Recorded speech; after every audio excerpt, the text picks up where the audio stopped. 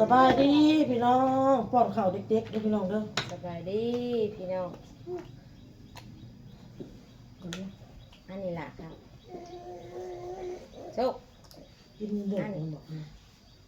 เด็กนั่นนี่กินเดียวกินกบกินดีดอกได้ไว้จะไปกินตอนไหนเนี่ย ตอนนั้นเลยตอนปลาเนี่ยนะกินเลยตอนเลย ออกมา อันนี้ล่ะโชคอ่ะข้าวนี่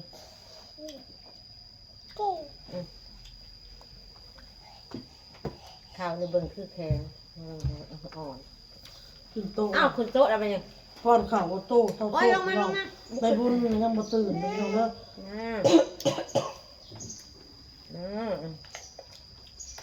จ้าว้าสิ่งมันหยาบเด้มันคือต้น เนี่ยมันมีแต่ผักมันหมุนจ้ำก้อน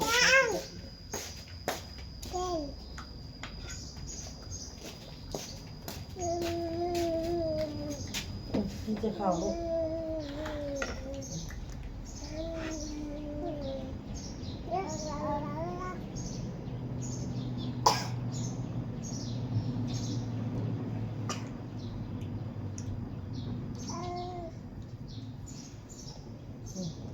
กินข้าวไปนั้นเตรียมน้ำก็เอาก็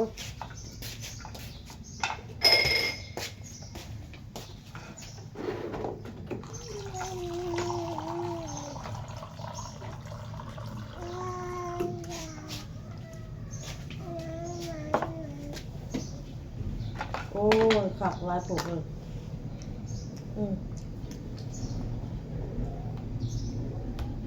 เอาอย่าขึ้นไปนะลงมานะ จะขึ้นโต๊ะอีก อันนี้สิ อ้นจะมาเล่าเรื่องน้องบอลพี่น้องมันโทรมาต่อรองน้ำแม่เมื่อวานนี่เนาะโทรมาต่อรองพี่น้อง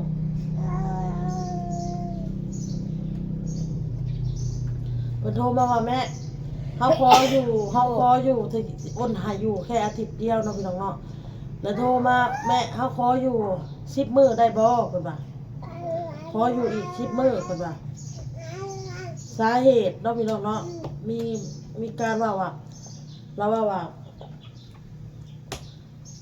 อันหญ้าเราก็เฒ่าเลยหญ้าเราก็เฒ่าแล้วหญ้าเราบ่เห็นหุ่งเว้าค่ะเฮาอาศัยเฮาหาตักน้ำตักในให้เราโอนก็เลยว่าอยู่ก็อยู่ต่อ10 มื้อเด้อ10 มื้อแล้วคือ10 มื้อ10 มื้อแม่ไปหับเอาละมาเด้อโดยเพิ่นเว้าค่ะบางทีก็ให้พ่อไปหับโอนละว่าโดยแล้วอ่ะเพิ่นว่าเฮาอยู่ต่อแล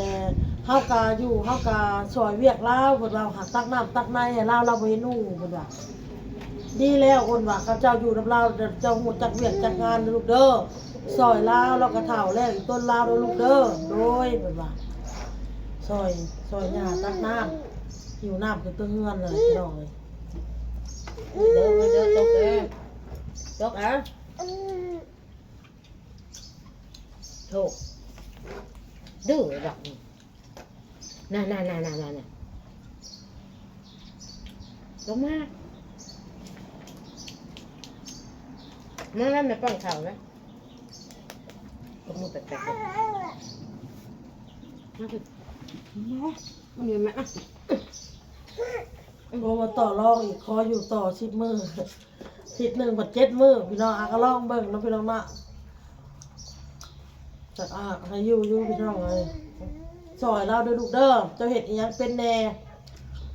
เพิ่นว่าเพิ่นนึ่งข้าวก็เป็นเพิ่นมาอยู่นำแม่ทุกถ้วยบ่วงก็ล้างเป็น ใส่เหรอใส่เหรอ ถ้าเจ้าซอยเราได้ก็ซอยลูกเด้ออ้นบอกโดยเพิ่นว่าน้องบอลโทรมาต่อรองเด้อ Cắt lại cày với luộc gọt lại càyนั่งลงโต๊ะนั่งลง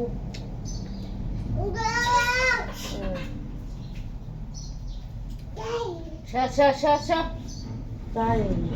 cày bò la lại cày bò luôn ô chộ chắc nó lại cày sụp này ไหลไกลแล้ว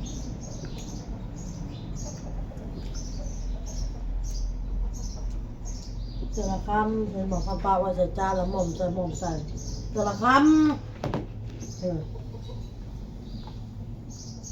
กินเจอละคำหน่อยลูก นี่ละมาเอาข้าวนี้ลูกอ่ะล้มได้มาแม่เดี๋ยวไล่พอแล้วมันพี่มาไล่ตัวพี่ มี พี่ ที่เป็นคอมเมนต์ว่าคนอยู่เพื่อนบักละลายไปใส่ดอกเมืองเนาะช่วงนั้นเมียบอกจะทำมากับน้องเมียเพิ่นมาน่ะ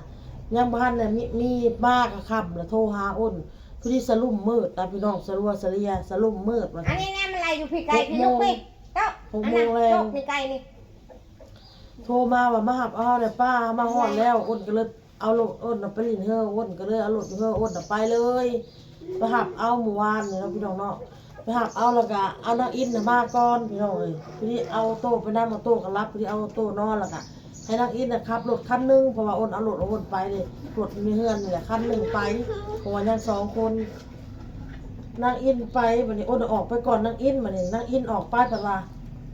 เพิ่นลืมอัดตู้หัวบัดนี้ผัดบริเห็นซะว่าลูกมันแล่นน้ำก้นพี่น้องเอ้ยบ่เห็นลูกแล่นน้ำก้นนางก็ไปหับเอาน้องเด้งเด้งเด้งเด้งเด้งเด้งไปอ้นนำหน้าอ้นออกไปก่อน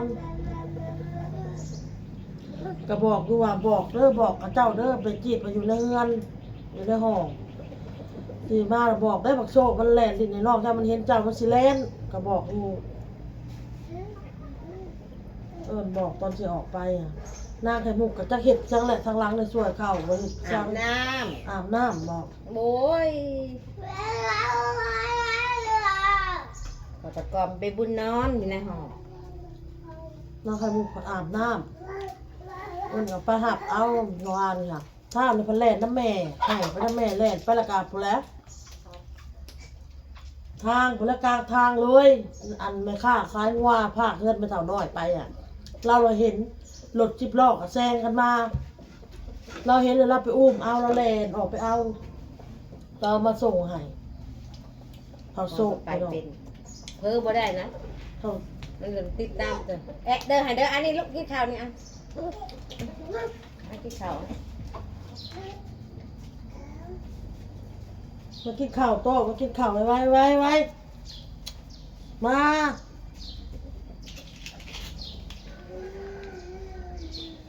โตสปีดโต ช่วงนั้นน่ะยังซาลงไปหับเอาอันเมียเบาถ่ำนะครับไปหับเอาน้องเมียเบาถ่ำตอนแรงๆน่ะไปหับเอาแล้วก็มาก็คิดว่ามันบ่ได้หึงอะนะแป๊บเดียวมันก็บ่ได้คิดเนาะว่าสิแล่นนำนะมาลงมากินข้าวไว้กินข้าวไว้ขึ้นมา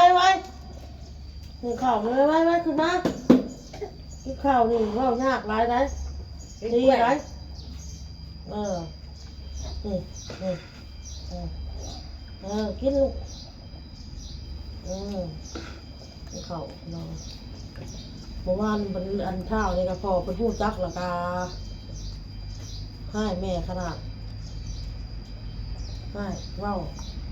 ใส่เลยมันกะ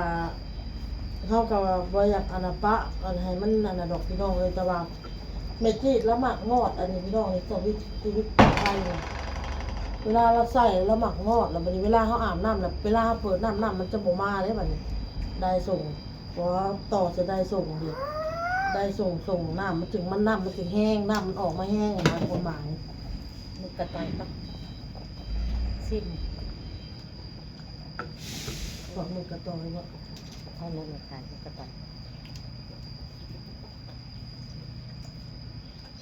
ขายเป็นห้อง แม่เห็ดเป็นคำหายซ้ำนี่ฮะกินแต่ซีนมึงเนี่ย อ๋อ ข้าวกลุกระโหลกเนี่ยเทียนเด้อกินใส่ข้าวเอาทับปอดในสปากกันเลย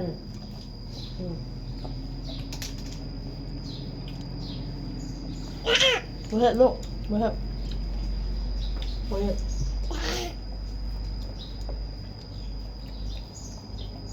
เราโชคให้เราบัดคนหนึ่งแล้วกับคนหนึ่งโชคว่า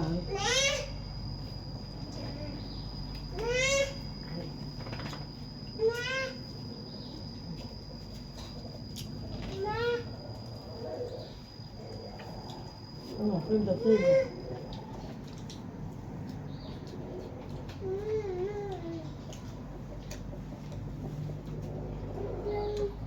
โอเคเดี๋ยวพี่น้องเดินไปแล้วคลิปนี้พอกับคลิปหนาพี่น้องยังป้อนข่าวออโต้พี่น้องป้อนข่าวนอกโซ่นะคะน้องเรียกน้องบอลน่ะมีการต่อรองมีขออ้างอะไรเราเท่าเลยเราไปหงหิวน้ำหิวในให้เราได้เพิ่นว่าโตมาคิดฮอดแม่กับน้องว่าคิดฮอดอยู่เพิ่นว่าเฮาขอก่อนเด้อแม่เด้อว่ะโอเคล่ะพี่น้องสบายดี